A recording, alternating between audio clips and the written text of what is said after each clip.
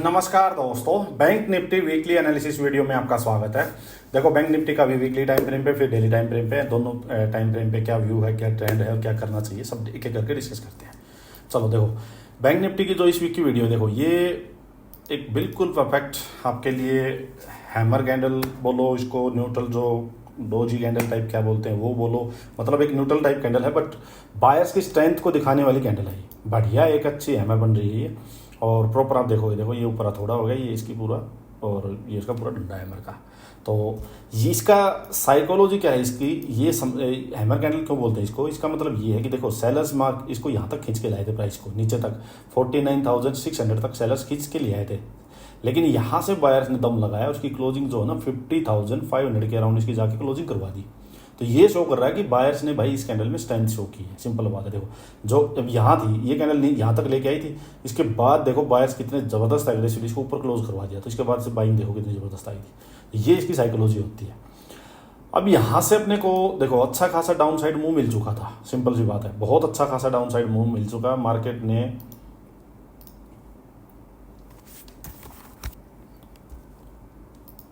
देखो, मार्केट ने भाई 7% 3700 के आसपास 7% का ऊपर से डाउन साइड मूव दे दिया, एक बढ़िया हेल्दी करेक्शन कर दिया मार्केट ने। मैंने आपको एक चीज़ बताई थी बार बार, पिछली बार भी, हर बार हम ये चीज़ डिस्कस करते हैं कि देखो ये जो चैनल जो मैंने आपको बताया ना, ये है अपना 2019। देखो हर बार हम ये चीज़ डिस्कस करते हैं कि भाई ये जो चैनल जो है,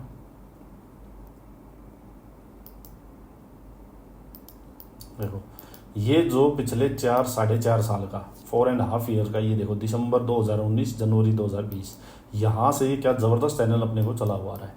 तो इस चैनल का जो ब्रेकआउट हुआ था वो इस कैंडल ने ब्रेकआउट किया था इस कैंडल ने ब्रेकआउट। मैंने आपको कहा है, अब इसको उठा देता हूँ एक बार, कि भाई जो ब्रेकआउट कैंडल है ना, इसका लो तो ब्रेक होना ही नहीं चाहिए। देखो इसका लो है ये, देखो इस कैंडल का लो ब्रेक नहीं होना चाहिए। अदरवाइज क्या है ना कि ब्रेकआउट किसने करवाया, कैंडल कोई ये मोमबत्ती थोड़े है। कैंडल का मतलब ये ग्रीन कैंडल है, इसका मतलब है बायर्स है, यहाँ पे बाइंग की है लोगों ने बैंक निफ्टी को, इस लेवल के ऊपर बैंक निफ्टी को ले जाने के लिए बाइंग की है। तो बायर्स यहाँ बैठे हुए हैं इस कैंडल में, इसका लो, अगर इसका लो ब्रेक होता है तो इसका मतलब तो फिर जो ब्रेकआउट वाला सीन था ना वही अब फेल हो गया, उसका इफेक्ट खत्म, उसका इफेक्ट इतना ही था, यहाँ तक चले गए बस, अब वो खत्म हो चुका है। तो लेकिन ये अच्छी बात हुई कि इस वीक जो क्लोजिंग हुई है वो इसके ऊपर ही हुई है। नीचे गई मार्केट ने, कोशिश किया सेलर्स ने, लेकिन बायर्स यहाँ फिर से एग्रेसिवली आ चुके हैं। ये एक बहुत ही स्ट्रॉन्ग कैंडल बनी है। अब मुझसे पूछोगे कि यहाँ ट्रेंड क्या है, देखो ट्रेंड तो अभी भी मैं कहूँगा कि वीक ही है, ट्रेंड अभी भी सेलिंग साइड का है, बेरिश ही है, बट एग्रेसिवली बेरिश था बिल्कुल ख़त्म। पहले जो ज़्यादा बेरिश वाली बात थी बिल्कुल ख़त्म हो चुकी है। हाँ, बायर्स की मैं नहीं कह सकता कि एग्रेसिवली, बट हाँ कहीं ना कहीं बायर्स एक्टिव हो चुके हैं, सिंपल सी बात ये है। तो ये मेरा व्यू है, ये मेरा ट्रेंड है यहाँ पे कि ट्रेंड वीक है अभी भी, क्योंकि कोई बाइंग वाली सिर्फ एक कैंडल बनी है, लेकिन इस कैंडल का अगर हाई निकलता है या यहीं पे थोड़ी कंसोलिडेशन होती है, उसके बाद ब्रेकआउट होता है, तब कहूँगा कि हाँ ट्रेंड जो है वो बुलिश वाला है। अभी तक ट्रेंड तो वीक वाला ही साइड का है, कोई रिवर्सल का कोई साइन अभी बना नहीं है, लेकिन हाँ ये एक हैमर कैंडल बनना और इस जो ब्रेकआउट कैंडल थी, ये बुल्स की कैंडल थी, इसके लो के ऊपर ये कैंडल बनना, ये एक हेल्दी साइन है, बढ़िया। अब होना क्या चाहिए नेक्स्ट, देखो को सिंपल प्राइस एक्शन चीज समझाता हूँ।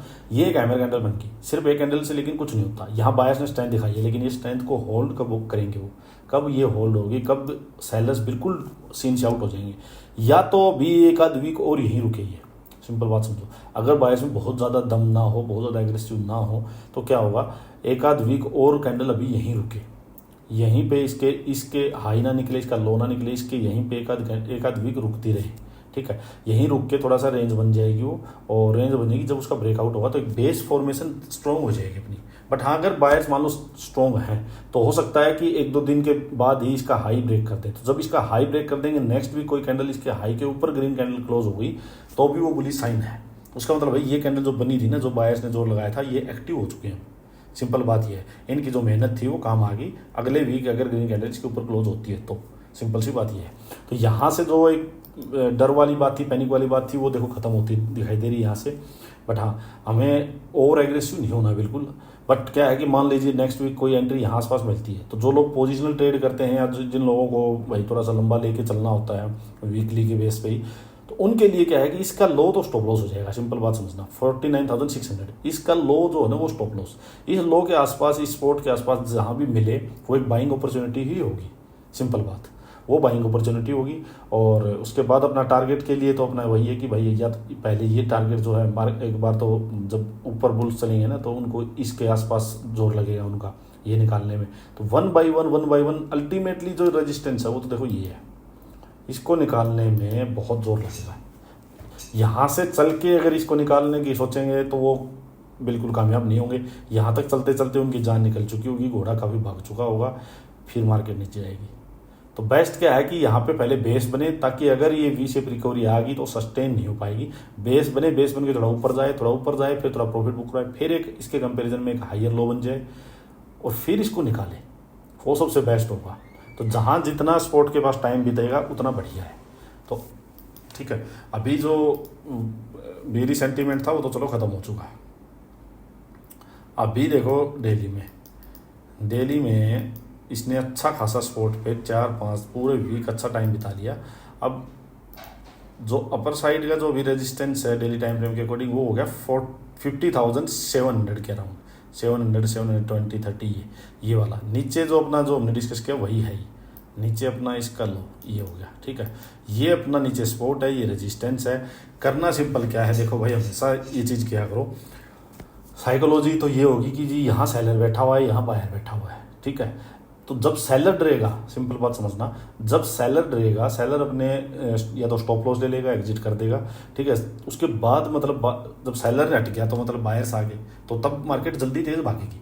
तो बाइंग साइड का जो एग्रेसिव जो जोन होगा ना, जो स्पीड से चलने वाली मार्केट, जो डायरेक्शनल या मोमेंटम वाली मार्केट है, वो इसके ऊपर मिलेगी। अभी ध्यान से बात सुनना, वो इसके ऊपर मिलेगी। सेलिंग की मार्केट क्या है, यहाँ बायर बैठा हुआ है, यहाँ पुट सेलर्स बैठे हुए हैं। जब ये डरेंगे पुट सेलर्स, ये अपनी पोजीशंस को काटेंगे, तब यहाँ पे नीचे सेलिंग की फास्ट मूवमेंट आएगी। तो ऊपर तो हो गया बायर्स का जोन, बायर्स का मतलब बिल्कुल फ्री फ्लो होगा उनका, नीचे होगा सेलर्स का। इन बिटवीन क्या करना है अपने को, क्या करना है, अगर जब तक इसके बीच में मार्केट है तो आप एक तो अपनी पोजीशन को ना थोड़ी कम रख लो। दूसरी बात क्या है, अपनी स्टॉप लॉस स्ट्रिक्ट रखो और एक टारगेट छोटे लो। यहाँ पे आप लेके ओवरनाइट पोजीशन को मत जाओ। जब तक मार्केट क्लियर कट डायरेक्शन नहीं देती है तब तक एक हमेशा के लिए नोट कर लो ये चीज़ें ना, बार बार तो क्या तमू से निकले या नहीं निकले।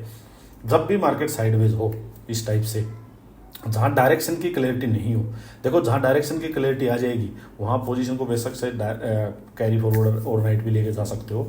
बट जहाँ डायरेक्शन की क्लैरिटी नहीं हो वहाँ पोजीशन को कभी भी ओवरनाइट मत लेके जाओ, अदरवाइज बड़ा लॉस खा जाओगे। यहाँ नहीं पता है अभी कि कल मार्केट गैप अप हो जाएगी, कुछ नहीं पता मंडे को कि अभी रात को क्या पता यूएस मार्केट कितना ऊपर जाके बंद हो जाए और मार्केट सीधा इसको ब्रेक करके गैप अप भी हो जाए। ठीक है, कुछ नहीं पता रात को यूएस मार्केट में क्या हो जाए या 2 दिन छुट्टी में क्या हो जाए, मार्केट एकदम से यहाँ गैप डाउन हो जाए। तो बिल्कुल भी साइडवेज मार्केट में ओवरनाइट नहीं लेके जाओ, दिन के दिन हिसाब करो, शांति से रात को जाके सो जाओ। सिंपल बात है। अगर फिर भी किसी को भाई चुल है लेके ही जानी है ओवरनाइट, किसी को होते कई लोगों को खेलना ही है भाई सट्टा, वो भाई हैज जरूर करके जाओ। इतना जरूर करो, अगर कॉल सेल कर रखी तो एक कॉल बाई करके ले जरूर पोजीशन लेके जाओ। किसी ने पुट सेल कर रखी है तो भाई पुट बाई करके जाओ, ताकि आपके अगेंस्ट भी चली जाए तो थोड़ा बहुत बच जाओगे आप। ठीक है, ये ध्यान रखो।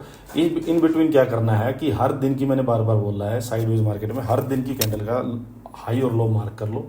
अब जैसे रेजिस्टेंस के पास ही इसका हाई है, तो अगर इसके हाई के आसपास मार्केट आती है और यहाँ पे थोड़ा टाइम बता के इसको ब्रेक करती है, तो ऐसी जब भी कंसोलिडेशन हो तो उसमें सिर्फ एक 5 मिनट की कैंडल का ब्रेकआउट मत मानना, एटलीस्ट 15 मिनट की कैंडल एक ब्रेकआउट करे, उसके बाद आप एंट्री लेना बाइंग साइड की। सिंपल बात समझना। ठीक है, अगर मार्केट मान लो यहीं पे जहाँ क्लोजिंग हुई है 50,500 के अराउंड लगाओ, यहीं ओपन होती है और 50,500 को होल्ड करने लगती है, रेंज बना लेती है, रेंज बना के उसका अप साइड या डाउन साइड ब्रेक करेगी, तब आप ट्रेड में घुसना। अदरवाइज डायरेक्ट किसी भी साइड जाए तो मत घुसना जब तक कि हाई और लो कैंडल का ब्रेक नहीं हुआ है। बिल्कुल बीच में, मतलब बीच में नहीं फंसना, या तो हाई या लो, यहीं से ट्रेड लेंगे। लो के पास आके अगर रेंज बनती है, रेंज का डाउन साइड ब्रेक होता है, अप साइड ब्रेक होता है, वैसा ट्रेड लेंगे। डे हाई के पास आके रेंज बनती है, रेंज का अप साइड ब्रेक होता है, डाउन साइड ब्रेक होता है, तब लेंगे। बीच में तभी लेंगे सिर्फ और सिर्फ तभी जब बीच में क्लियर कट रेंज बने और उस रेंज का ब्रेकआउट ब्रेकडाउन हो, और जहां अपना टारगेट है, मान लो नीचे की साइड होता है, नीचे अगर स्पॉट जो है ना वो एटलीस्ट 150-200 पॉइंट दूर हो, क्योंकि घोड़े को भागने के लिए कुछ जगह तो हो ना, कहीं 20-30 पॉइंट स्टॉप लॉस और 20-40 पॉइंट या प्रॉफिट लो, मत फंसो ऐसी ट्रेड में। यही चीज़ ऊपर करना, अगर रेंज बनती है बीच में और रेंज के और ऊपर आपके रेजिस्टेंस के बीच में टारगेट ये हार्डली 50-70 पॉइंट का है, तो क्या करोगे लेके? कम से कम घोड़े को भागने के लिए 150-200 पॉइंट की जगह चाहिए, तब भी ट्रेड लेना, अदरवाइज बीच में मत फंसना, टॉप या बॉटम से लो।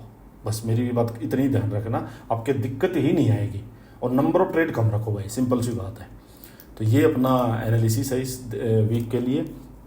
बाकी जितना अच्छा है, अगर एक आध दिन और इस रेजिस्टेंस के पास मार्केट रुक जाए और इसके पास रुक के और फिर ब्रेकआउट करे, वो ब्रेकआउट अच्छा सस्टेन होगा, ये बात हमेशा ध्यान रखना। अगर ये आज ब्रेकआउट हो जाता है ना, सस्टेन नहीं होता, क्योंकि मार्केट देखो यहाँ थी, यहाँ से सीधा गैप अप होते हुए ब्रेकआउट हो गया, वो सस्टेन नहीं होता, वो यहाँ जब फेल हुआ था ना ऐसे ही फेल फिर हो जाता। ये बढ़िया बात है, एक आध वीक और रेजिस्टेंस से पहले रुके, जो हम इंट्राडे में नहीं करते हैं कि पहले कोई भी रेजिस्टेंस सपोर्ट से पहले थोड़ी रेंज बने, टाइम बिताए, उसके बाद ब्रेकआउट हो, वही डेली में टाइम फ्रेम का ही फर्क है बस। यहाँ पे टाइम बिताए उसके बाद ब्रेकआउट करेगा तो वो सस्टेन कर जाएगा, बस इतना ध्यान रखना। ब्रेकआउट ऊपर या नीचे आप एग्रेसिवली फुल क्वांटिटी के साथ जाना, इसके बीच में छोटे छोटे, अच्छा एक टारगेट पे जल्दी एग्जिट क्या करो, जब साइडवेज मार्केट हो ना, तो साइडवेज मार्केट में मान लो 100 पॉइंट गया, उसमें आप 70 भी पॉइंट लेके निकल गए, कोई बात नहीं है, आप ग्रीन में रहने चाहिए साइडवेज मार्केट में, हमेशा ही ध्यान रखो बस। चलो इस वीक के लिए यही, थैंक यू।